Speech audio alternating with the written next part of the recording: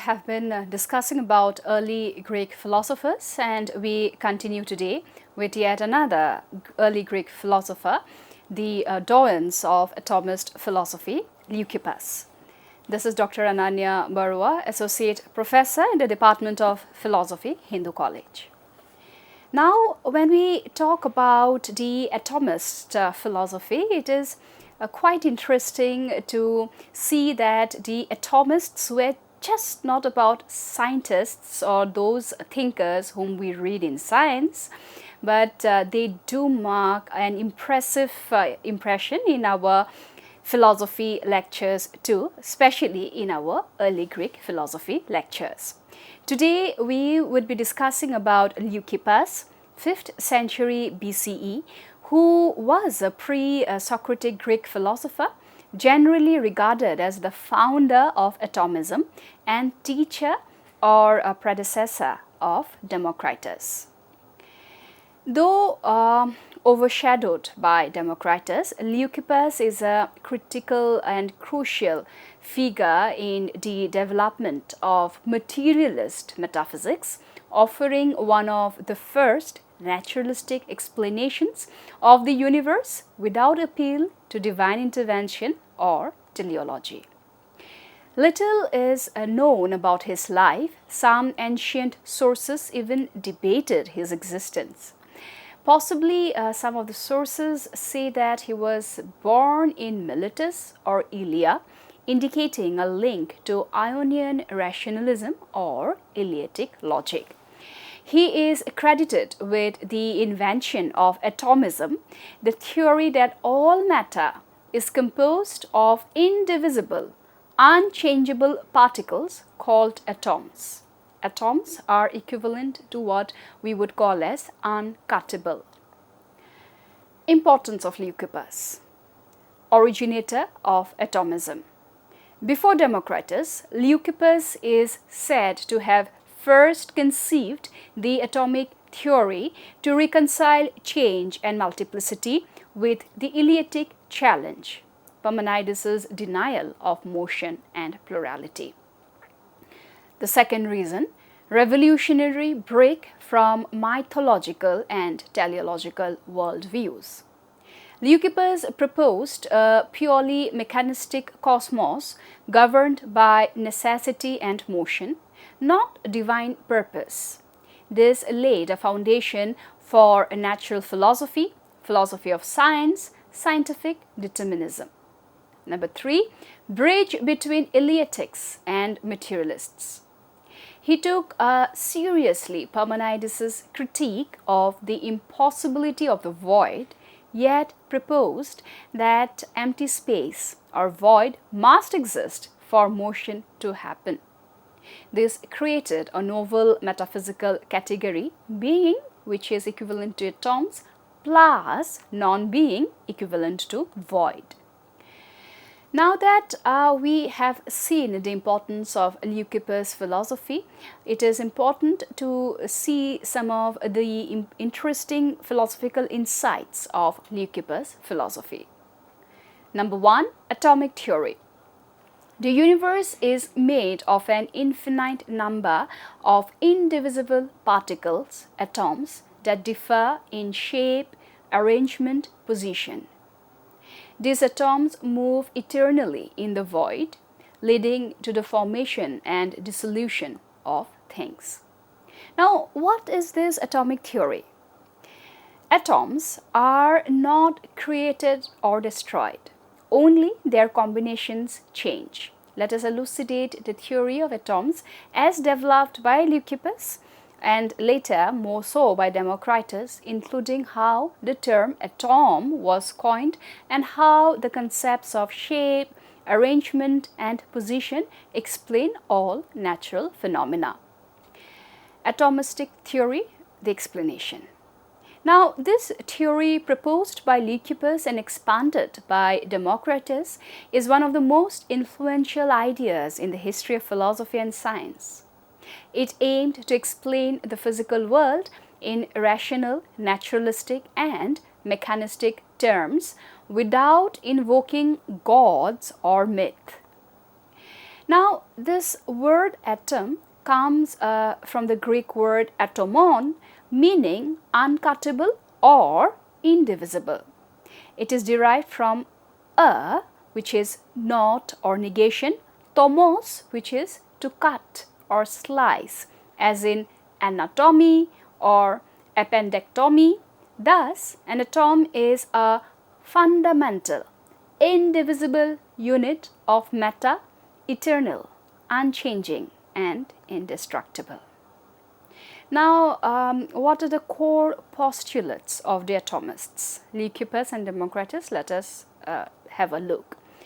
First principle had been that atoms and void, which is all reality consists of atoms, which is being, and void, which is non-being. Atoms are indivisible, which means atoms cannot be divided or destroyed. They are the ultimate building blocks of everything. Third, atoms differ in shape, arrangement, and position. This diversity explains the variety of objects and phenomena in the universe. Further, the principle about motion is eternal.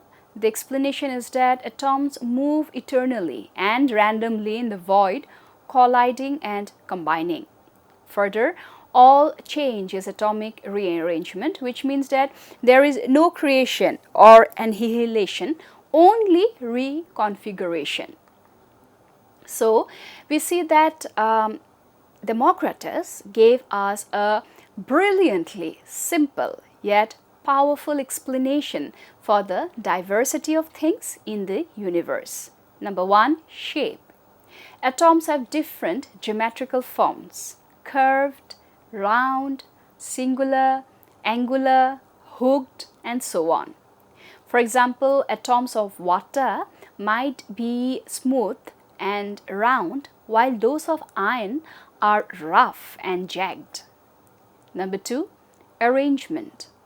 Atoms can be arranged in different patterns or orders, like letters in words. Just as dog and God use the same letters but mean different things, entirely different. Similarly, different atomic arrangements produce different substances. Number three, position. Atoms can be oriented differently in space, above or below, front or back. This affects the behavior of compounds, similar to spatial orientation in molecules today. By convention sweet and by convention beta, by convention hot, by convention cold, by convention color, but in reality atoms and the void. A quotation by Democritus speaks volume about the spatial orientation of the atomic molecules. Further, how do atoms create the universe? Eternal motion in the void. Atoms are in constant motion, drifting through the void, and then they collide, they interlock or rebound based on their shapes. Formation and dissolution. When atoms combine, they form bodies and substances. When those combinations break apart, dissolution or death occurs. Everything from rocks to rainbows, animals to stars is explained as a complex of atoms in motion. Now, no creation or destruction principle states that where Leucippus had rejected the idea of creation from nothing or annihilation into nothing. And I'm quoting a verse of Leucippus where he says, quote, "Nothing occurs at random, but everything from reason and by necessity," unquote. And in a similar context, something what Democritus, his disciple, had said was, quote, "Atoms are neither created nor destroyed, only their combinations change." This prefigures the conservation of matter in modern science. Okay, now when we talk about the comparison with modern atomism and the atomism philosophy propounded by Leucippus and Democritus, as in the PPT being displayed here, we see that the classical atomism talks about atoms are indivisible, whereas modern atomic theory talks about atoms are divisible into protons, neutrons, electrons. Secondly, for the classical atomism, atoms differ by shape, whereas for the modern atomic theory, atoms differ by atomic number. Thirdly, void is necessary for motion. For modern atomic theory, space, time is a dynamic field, which is relativity. Further again, for the classical atomism, change is rearrangement of atoms. For modern atomic theory, it is true for chemical reactions. And last but not the least, for the classical atomism, no intrinsic qualities, they are just motion. And for the modern atomic theory, atoms have mass, charge and speed. So, though outdated scientifically, still Democritian atomism was conceptually revolutionary. The first attempt at a fully naturalistic, mechanistic account of the cosmos. Now, if we again look at the PPT being displayed here with the comparison with modern atomism, we see that the feature of atom is the description as something which is indivisible, eternal particle of matter. Void is explained as something which is empty space allowing motion. Shape is something which differentiates atomic types. Arrangements about something where it explains different substances. Position is something which explains spatial orientation. Motion, again, eternal, random and cause of all change. Creation and destruction, they say or describe it as illusions, only recombination occurs. So, Leucippus posited void as real and necessary. Without it, movement would be impossible. Void is not absolute nothingness, but a real spatial principle. Point number 3 is about determinism and necessity. Now, according to Aristotle, Leucippus claimed, quote, "Nothing happens at random, but everything from reason and necessity," unquote.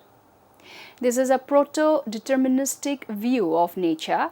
All natural phenomena arise from lawful causes. Point number 4, cosmology without teleology. No divine or purposeful design. Worlds come into being and perish due to the spontaneous collisions and combinations of atoms. Multiple cosmoi may exist, anticipating modern multiverse theories. So then the question is, how did atom come up as an arche? Now, to understand the reason behind picking up atom as the arche, we need to understand the problem that was preceding Democritus and Leucippus in those times. Now, please understand that the early monists like Thales and Anaximenes proposed one material principle, water, air, and Parmenides and the Eleatics challenged the possibility of change, arguing that being is and not being is not. So, change, motion and void are illusions. Now, Leucippus chips in here with a perfect solution, and he postulated two principles. One, to placate the Parmenidean being, he picks up atoms as beings which are full, indivisible and eternal, and the void as non-being, which is real yet empty space. Change happens due to motion of atoms in the void without violating logic or experience. Thus, atom and void together form the arche, a dual principle reconciling plurality with unity, change with permanence, being with non-being. So then, what is the confluence of atoms in philosophy? We see that Leucippus and Democritus represent a turning point from mythos, to logos, from qualitative to quantitative explanations, from divine causes to natural material causes. So, what then? How do we see this principle with the intersection with philosophy of science? Atomism is one of the earliest examples of theoretical modeling of the unseen world, using reason and abstraction to explain empirical phenomena, laying the foundations for physics, chemistry, epistemology of science. Modern philosophy of science draws from these traditions, the use of invisible entities, atoms, quarks, genes to explain phenomena. Further, reductionism comes up that explains the wholes via parts, and empirical testifiability versus theoretical necessity. So, atomism introduced the idea that the world is intelligible through natural laws, a core assumption of science. To understand how Leucippus developed atomism as a strong response to the Eleatic challenge, we must also grasp the philosophical problem proposed by Parmenides and the Eleatic school, and then see how Leucippus ingeniously countered it. The Eleatic challenge, Parmenides' argument. Now, Parmenides of Elea, early 5th century BCE, offered one of the most radical critiques of change and multiplicity in the history of philosophy. His arguments can be distilled into the following key points. Point number 1, being is not, which is you cannot think or speak of what is not because it does not exist. So, void or empty space is impossible because it would be non-being. Point number 2, change, motion and plurality are illusions. Change involves something coming into or going out of being, but this is impossible if non-being is not. Motion requires a space to move into, that is the void, but void is non-being and thus impossible. Multiplicity requires things to be separated by non-being void, again a contradiction. So, this being is not clearly means that only one eternal, unchanging, motionless being exists. This is a metaphysical monism, the view that reality is ultimately one. Now, Leucippus's innovation has been the way he responded with atomism to Parmenides' challenge. Leucippus respected the Eleatic logic but rejected the conclusion. His response was both revolutionary and subtle. Instead of denying being or non-being, he redefined them to allow motion and change without contradicting reason. Dual principles, being and void. Leucippus redefined being as full, indivisible atoms, non-being as void, empty space. Crucially, he argued that the void does exist not as nothingness but as something real and necessary. What is not a single plan but a manifold of indivisible whats, which is atoms, moving through the real space void. Atoms are eternal, unchangeable, indivisible beings. Atoms are full and solid, eternal and ungenerated. They differ not in quality but in shape, position and arrangements. Their interactions explain all apparent change and multiplicity in the world. Thus, change is not the coming into being of something from nothing, but the reconfiguration of eternal atomic elements. Void, a new concept of non-being, Leucippus accepted a limited form of non-being, not absolute nothingness, but void as a condition for motion. Without void, motion is logically impossible because there would be no space to move into. He thus breaks the Eleatic dichotomy between being and not being by showing that void can be, in a certain sense, a move Aristotle found clever if problematic. So further, if we reflect at the PPT as being displayed here and talk about the Leucippus philosophical strategy, we will see that the Eleatic, Parmenides and Leucippus's response. Parmenides had said that being is one. Leucippus' response has been being is many. Further, void or non-being is impossible. Leucippus had responded by saying that void exists as empty space. Change is illusion. To this, Leucippus responded by saying that change is real, caused by atoms rearrangement. Motion is impossible. To this, it is said that motion is natural, possible and due to void. And rationalism, reason over senses. Leucippus responded that rationalism plus empirical reasoning both are needed.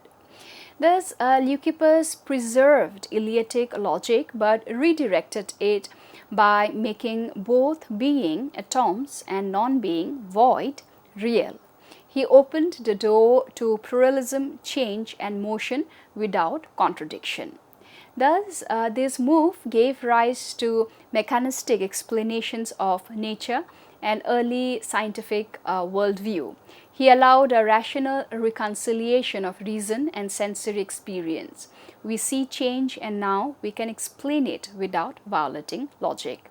This directly influenced Democritus, then Epicurus, Lucretius, and later modern physicists. Now, if we further talk as in the PPT being displayed here about Leucippus's philosophical strategy, we see that the element of being, Parmenides would say that it is one and continuous. Leucippus, the atomist, would say that no, being is many discrete atoms. About void, Parmenides would say it is impossible. Leucippus, the atomist, would say it is real and necessary. Motion, Eleatics would say it's illusory, atomists state that it is real.